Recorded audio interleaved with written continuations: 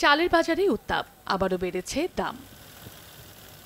গত সপ্তাহের তুলনায় বৃহস্পতিবার নওগাঁর মোকামে সব ধরনের চালের দাম বেড়েছে। কেজিতে প্রকারভেদে ৫ টাকা পর্যন্ত আর বস্তা প্রতি মোটা চাল ১৫০ ও সরু চাল ২০০ টাকা পর্যন্ত বেড়েছে। হঠাৎ করে চালের দাম বাড়ায় শুধু সাধারণ মানুষ নয়, খুচরা বিক্রেতারাও বাজার মনিটরিংয়ের দাবি জানান। চালের যে এই হট করে চাল বেড়ে যাওয়া, যারা মজুত করে রাখে, তো তাদের ব্যাপারে সরকার ব্যবস্থা কেন নেয় না?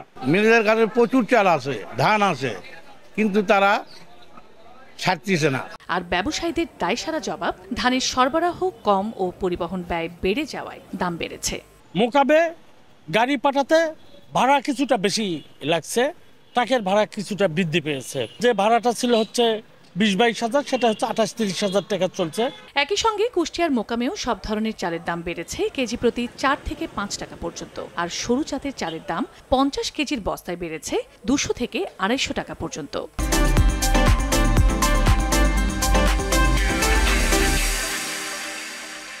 এখন পরিবহনের যে ঝামেলাটা হচ্ছে, তার জন্য ধানের দাম আরো ক্যারি খরচটা বেড়ে যাচ্ছে। আমাদের এখান থেকে যে চাল আমরা ঢাকাতে পৌঁছাই, সেখানে কিছু পার্টি আছে খুচরা বাজারে দাম বেশি ধরে, তারা আমাদের কাছে যে দরে চাল নেয় তার চেয়ে ৩-৪ টাকা বেশি চাল বিক্রি করে।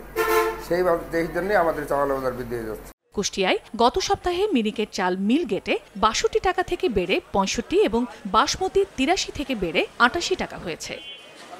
চন্দ্রা বিশ্বাস, ববি, সময় সংবাদ।